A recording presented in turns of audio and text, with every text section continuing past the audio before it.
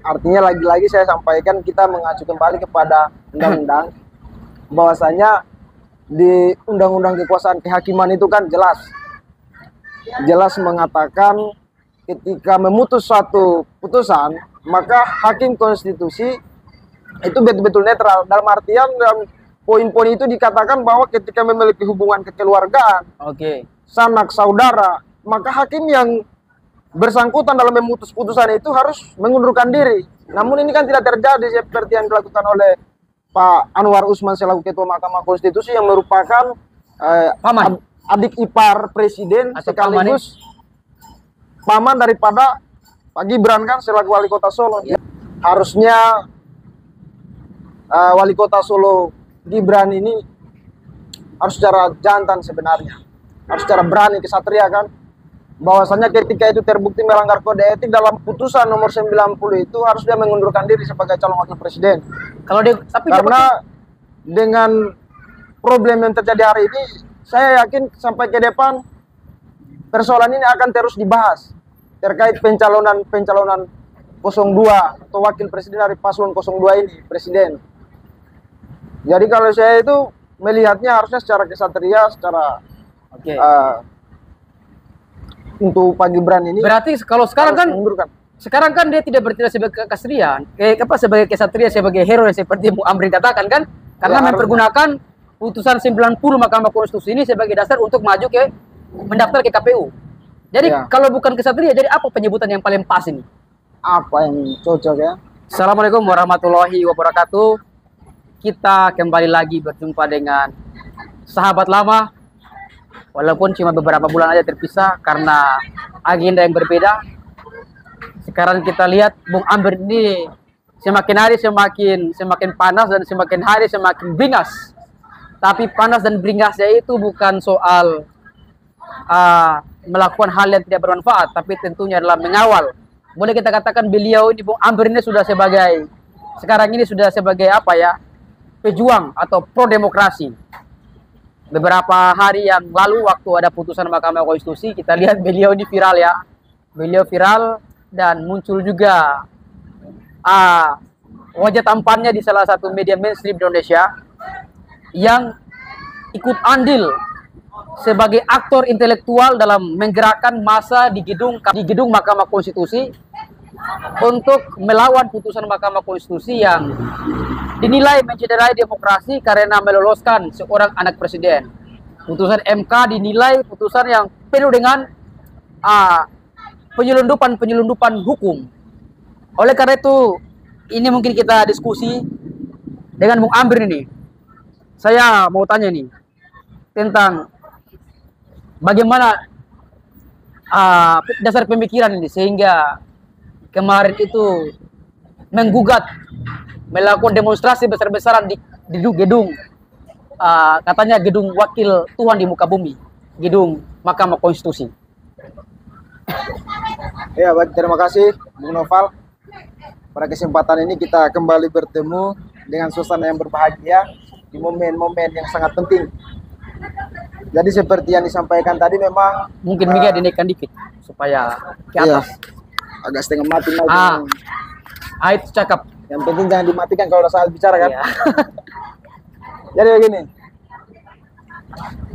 memang kita ketahui bersama bahwasanya sejak bergulirnya terkait gugatan yang dilakukan oleh beberapa perkumpulan, dalam hal ini ada beberapa partai politik dan juga perseorangan untuk menggugat undang-undang pemilu yang tahun 2017 terkait pemilu yang pasal 169 huruf Q ya? Iya. Mengenai batas usia capres-cawapres. Jadi pada prinsipnya gerakan-gerakan yang dilakukan kemarin itu adalah bagaimana untuk mengawal undang-undang itu agar berjalan sesuai koridornya, sesuai regulasi yang ada.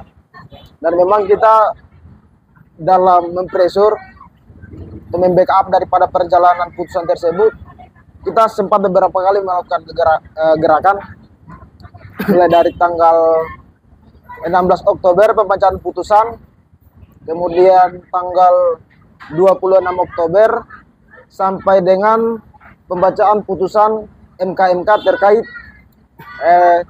hakim konstitusi yang diputus Melanggar bersalah, kode etik. iya, melanggar kode etik pada tanggal 7 November kemarin. Oke. Jadi dasarnya adalah semata-mata untuk bagaimana agar dasar negara ataupun konstitusi itu bisa berjalan sebagaimana mestinya. Hanya itu saja. Selain daripada kepentingan bahwasanya ini harus kita jaga, perlu kita kawal karena kita merasa ini sangat penting. Sampai kita Bung melakukan Abrin turun ke jalan berjilid-jilid demo di Mahkamah Konstitusi, berarti itu menunjukkan bahwa Mahkamah Konstitusi sudah tidak jalan lagi dengan keadaan yang baik-baik saja. Iya. Memang pada saat pembacaan putusan nomor 90 yang sudah masuk waktu sore kan kita sejak pagi jam 10 pagi itu standby. kita sudah melakukan aksi demonstrasi di Patung Kuda kan, Monas. Targetnya adalah untuk masuk menyampaikan aspirasi kami di depan gedung Mahkamah Konstitusi. Namun karena memang pengawalan kita dari pihak kepolisian sehingga dibatasi di Patung Kuda itu kan. Oke. Jadi kita memulai aksi demonstrasi pada tanggal 16 Oktober itu dari jam 10. Kita selesai aksi itu kan masuk pukul 14. Oke. Pada saat pembacaan putusan yang diajukan oleh PSI dan juga Partai Garuda. Itu langsung kami berhenti karena kami menganggap ini sudah seperti apa yang diharapkan kan. Ternyata masuk di putusan nomor 90, kenapa sehingga kemudian kita merasa MK melakukan itu. Seperti itu. Sehingga ada aksi-aksi lanjutan. Sebenarnya ya diskusi masalah putusan Mahkamah Konstitusi memang sudah sangat viral dan cukup masif di media. Dan ya di channel ini juga mungkin sudah banyak juga yang bisa melihat tentang ya pendapat-pendapat, terutama pendapat yang paling banyak gitu. Cuma ini saya mau tanya lagi langsung kepada aktor intelektual yang menggoyangkan gedung Mahkamah Konstitusi pada saat itu. Di mana letak penyelundupan hukum dari putusan Mahkamah Konstitusi ini yang meloloskan saudara Gibran ini? Dan ya di channel ini juga mungkin sudah banyak juga yang bisa melihat tentang ya pendapat-pendapat, terutama pendapat yang paling banyak gitu. Cuma ini saya mau tanya lagi langsung kepada aktor intelektual yang menggoyangkan gedung Mahkamah Konstitusi pada saat itu. Di mana letak penyelundupan hukum dari putusan Mahkamah Konstitusi ini yang meloloskan saudara Gibran ini? Artinya lagi-lagi saya sampaikan kita mengacu kembali kepada undang-undang bahwasanya di undang-undang kekuasaan kehakiman itu kan jelas mengatakan ketika memutus suatu putusan maka hakim konstitusi itu betul-betul netral, dalam artian dalam poin-poin itu dikatakan bahwa ketika memiliki hubungan kekeluargaan, sanak saudara, maka hakim yang bersangkutan dalam memutus putusan itu harus mengundurkan diri. Namun ini kan tidak terjadi seperti yang dilakukan oleh Pak Anwar Usman selaku Ketua Mahkamah Konstitusi yang merupakan adik ipar presiden sekaligus paman daripada Pak Gibran kan selaku Wali Kota Solo. Ya, penyelundupan hukum dari putusan Mahkamah Konstitusi ini yang meloloskan saudara Gibran ini. Artinya lagi-lagi saya sampaikan kita mengacu kembali kepada undang-undang bahwasanya di undang-undang kekuasaan kehakiman itu kan jelas mengatakan ketika memutus suatu putusan maka hakim konstitusi itu betul-betul netral, dalam artian dalam poin-poin itu dikatakan bahwa ketika memiliki hubungan kekeluargaan, sanak saudara, maka hakim yang bersangkutan dalam memutus putusan itu harus mengundurkan diri. Namun ini kan tidak terjadi seperti yang dilakukan oleh Pak Anwar Usman selaku Ketua Mahkamah Konstitusi yang merupakan adik ipar presiden sekaligus paman daripada Pak Gibran kan selaku Wali Kota Solo. Yang memang gugatannya itu Pak Gibran atau Dinda Gibran? Dinda Gibran aja ya.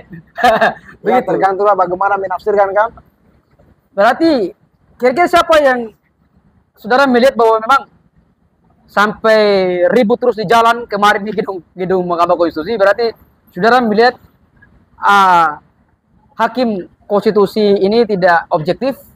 Yang kedua, apakah mungkin juga di sana ada tekanan? Ya bisa jadi. Artinya persoalan tekanan intervensi dari dalam dan luar ini kan bisa saja terjadi. Dan itu kan kalau kita lihat putusan MK kemarin kan jelas bahwa mantan Ketua Mahkamah Konstitusi Anwar Usman ini telah melanggar kode etik dan juga harus diputus bersalah. Cuma kemarin itu kami sebenarnya dari koalisi masyarakat sipil kemarin berharap sangat besar bahwasanya Pak Anwar Usman ini harus dipecat Secara otomatis ya, ya, permanen. dipecat. Dia harus diberhentikan secara tidak hormat dari kelembagaan Mahkamah Konstitusi karena ini sudah bagian daripada mencederai. Bukan cuma jabatan sebagai Iya. ketua, tapi langsung Ya. keluar dari gedung Mahkamah Konstitusi. Putusan yang dibacakan oleh Pak Jimli Asyidik itu kan hanya menurunkan jabatan Pak Anwar Usman ini Berarti dari ketua turun saudara sebagai melihat ini, anggota. saudara melihat putusan MK ini bukan solusi. Artinya secara langsung ini kita bisa melihat harusnya dia diberhentikan, dipecat secara tidak hormat. Artinya bukan solusi ya? Ya, karena tidak sesuai harapan kami. Oh, berarti bukan solusi toh? Ada gitu. Nah. Tapi ini kan pasti saudara dan kita semua lah. Kemudian banyak sekali mengomentari, mengkritisi putusan Mahkamah Konstitusi ini, perkara nomor 90 itu kan. Iya. Tapi nyatanya dan pasti menginginkan agar putusannya itu kemudian tidak berlaku. Iya, Tapi harapannya kan juga seperti itu. kita lihat sekarang kan ya, Gibran sudah dapat nomor urut 2 sebagai calon wakil presiden menggunakan putusan Mahkamah Konstitusi. Ini bagaimana sudah menanggapi itu? Iya, jadi Kenyataan dengan ini. melihat berbagai dinamika perpolitikan Indonesia yang terjadi saat ini semakin hari semakin memanas, dan kita juga mungkin sudah melihat mendengarkan berbagai pendapat para ahli, terkhususnya ahli-ahli hukum tata negara dalam melihat problem yang terjadi hari ini terkait calon presiden dan calon wakil presiden. Pada kesimpulannya saya melihat bahwa memang hukum kita ini tumpang tindih, artinya belum saling melengkapi satu sama lain, dan ini juga sudah dikatakan oleh para ahli-ahli hukum tata negara bahwasanya persoalan hukum ini memang harus dirunut secara jelas karena untuk urutannya ini kan masih saling tumpang tindih satu sama lain. Kalau dalam undang-undang kekuasaan kehakiman itu kan harusnya ketika melanggar kode etik itu harus dipecat. Apalagi putusannya ini kan putusan yang bersifat meluas ya.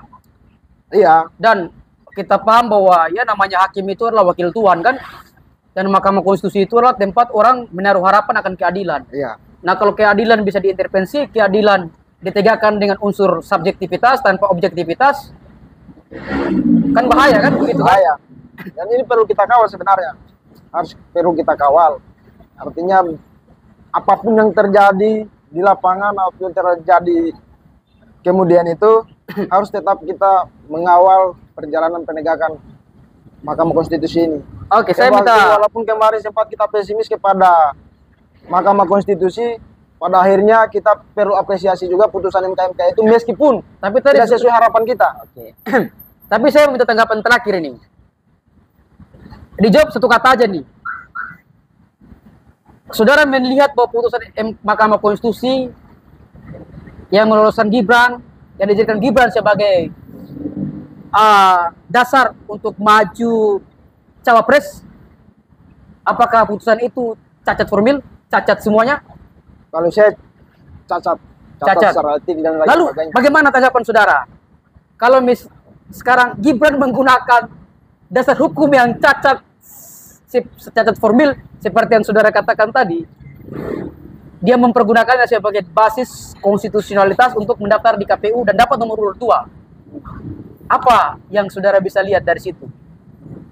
Harusnya wali kota Solo Gibran ini harus secara jantan sebenarnya, harus secara berani kesatria kan, bahwasanya ketika itu terbukti melanggar kode etik dalam putusan nomor 90 itu harus dia mengundurkan diri sebagai calon wakil presiden. Kalau dia, tapi karena dengan problem yang terjadi hari ini, saya yakin sampai ke depan persoalan ini akan terus dibahas terkait pencalonan 02 atau wakil presiden dari paslon 02 ini presiden. Jadi kalau saya itu melihatnya harusnya secara kesatria, secara untuk Pak Gibran ini. Berarti kalau sekarang kan mengundurkan. Sekarang kan dia tidak bertindak sebagai kesatria, sebagai kesatria, sebagai hero seperti Bu Amri katakan kan, karena mempergunakan putusan 90 Mahkamah Konstitusi ini sebagai dasar untuk maju ke mendaftar ke KPU. Jadi kalau bukan kesatria, jadi apa penyebutan yang paling pas ini? Apa yang cocok ya? kita mau pakai kalimat yang halus atau yang agak kasar-kasar ini gitu. Iya. Kalau kata Bung Rocky itu kan ya ucapan aja kata-kata untuk membangkitkan semangat itu ya harus dengan kata-kata yang keras. Apa kira-kira nih kata yang paling pas ini untuk bisa mewakili orang yang mempergunakan hukum yang cacat prosedur, cacat pada saat diuji, dijadikan sebagai dasar hukum untuk kepentingannya. Kalau bagi saya itu harusnya dia mundur sebagai calon wakil Tadi mundur sudah tadi. Iya. Kalau sebagai hero dia harus mundur. Nah, sekarang ini kalau lawan kata dari hero ini untuk menggambarkan peristiwa politik yang penuh dengan artinya dengan mendapatkan posisi hari sebagai calon wakil presiden dengan regulasi ataupun proses yang cacat, maka saya yakin dan percaya ke depannya akan banyak terjadi hal-hal yang tidak diinginkan. Karena pada prosesnya saya sudah tidak menggambarkan satu kebenaran begitu. baik. Ini saya ingin 3 kata sebagai closing statement dari Bung Amrin untuk menggambarkan untuk menggambarkan peristiwa politik bangsa hari ini. Peristiwa politik bangsa hari ini. Iya, 3 kata. 3 kata ya. Teruntuk orang-orang yang melakukan upaya-upaya upaya-upaya merongrong, menelanjangi, melucuti, mengkerdilkan konstitusi. Pengkhianat dan merekayasa undang-undang. Pengkhianat Dan merekayasa undang-undang. Baik, itu mungkin closing statement dari Bung Amrin, sang aktor intelektual penggerak massa di gedung Mahkamah Jadi Konstitusi. begini Bung Noval. Oh, masih ada tambahan. Sebelum tutup ya. Saya ingin sedikit menyampaikan ini yang selalu menggelitik di hati saya, bahwasanya kalau kita melihat perjalanan proses dinamika politik hari ini kan banyak kemudian pengamat, aktor intelektual, kemudian para kaum akademisi berbicara soal pencapresan hari ini. Oke. Namun kalau kita melihat dari semua kalangan elit ini berbicara tentang jualan anak muda, bahwa kita tahu untuk pemilihan tahun depan ini memang pemuda sangat berpotensi besar suaranya kan bisa 60%. Oke. Dan yang selalu disampaikan pada prosesnya adalah Gibran ini merupakan representasi daripada pemuda. Anak muda. Ya. Saya bukan persoalan pada anak mudanya, tapi bagaimana kemudian sampai mendapatkan posisi itu. Artinya saya juga tidak menafikan bahwasanya kita juga sebagai anak muda penting kiranya untuk bisa mendapatkan posisi-posisi strategis di negara ini. Oke. Namun kemudian ketika kita mendapatkan sesuatu itu kemudian tidak sesuai dengan bagaimana regulasi terkhusus dalam hal ini undang-undang. Dengan jalan yang salah. Ya, saya juga kurang tidak respect dengan itu. Bahkan ini bisa jadi ancaman. Iya. Karena yang kita inginkan ini adalah betul-betul sosok pemimpin yang memang betul-betul menaati semua aturan-aturan yang ada di negara ini. Jangan kemudian ada upaya-upaya yang dilakukan untuk kemudian merubah ataupun ya seperti yang kita lihat saat ini. Seperti itu. Baik, jadi kalau kita bicara anak muda, iya. Kalau kita bicara anak muda ini, jangan apa namanya ya? Jangan jual anak muda tapi diproses dengan proses. Iya. Prosesnya itu harus betul, harus jelas. Dan kemudian tidak jangan tiba-tiba disulap jadi ketua partai, disulap jadi cawapres. Baik, itu mungkin closing statement daripada Bung Amrin. Intinya bahwa proses tidak akan mengkhianati hasil. Proses yang baik, proses yang benar akan menghasilkan hasil yang baik. Tapi proses yang dilakukan dengan ketidakbenaran, dengan penyelundupan, dengan rekayasa akan melahirkan berbagai macam permasalahan-permasalahan di masa yang akan datang. Iya, betul. Kawan-kawan yang memang sepakat dengan apa yang tadi kita diskusikan bisa memberikan komentar terbaiknya. Kalaupun tidak suka, banyak bahasa-bahasa yang provokatif, silakan cari Bung Amrin yang berpendapat, jangan cari saya. Kita jumpa lagi dalam Endpol Show di waktu-waktu yang akan datang.